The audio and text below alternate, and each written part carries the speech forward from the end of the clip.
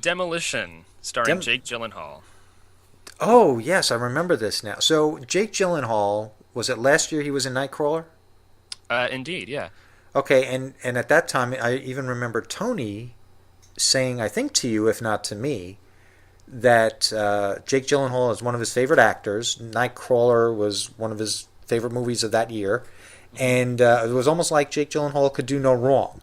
Is it his fault? Is it the director's fault? Is it the story? What No, about no. Demolition didn't do it for you? It's not Jake Gyllenhaal's fault because Okay. Jake Gyllenhaal really tries to bring depth to this Mm-hmm. role. He plays a guy who watches his wife die in a tragic car accident, Uh-huh. and he learns to cope with his resulting malaise, I guess, by smashing his refrigerator full of San Pellegrino and Vita Coco water with a large hammer. And the fact that you even remember that shows that that product placement worked properly. It's product placement, but it's also like I mention it because his character is very like privileged and Mm-hmm. he has this like beautiful house that he drives a bulldozer through because he's depressed or something. Like Uh-huh. I don't know. This protagonist is uh barbed and toxic and hateful.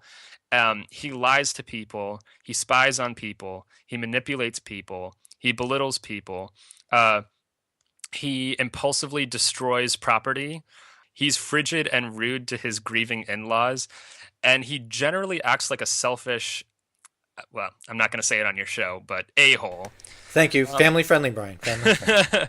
and then the audience is asked to care about him. Right. It's like, yeah, okay, movie. Like Okay. this character that is just the most hateful, black of heart protagonist. We're supposed to like care about his depression, but he's not even depressed because he says, and I don't care if I spoil this movie for people. He says at the end that he didn't really love his wife. There was never really any love there, so he's acting out for no reason. Um, and the dialogue is terrible, and the symbolism is heavy-handed. Because the whole conceit of the film is, if you're not happy with your life, then demolish it, and the whole title, demolition, and build it up from scratch. Tear it all down, build it up from scratch. But that doesn't necessarily mean you actually have to show Jake Gyllenhaal driving a bulldozer through his house. So the symbolism is lame, and the story is just kind of aimless and limp, and it's awful.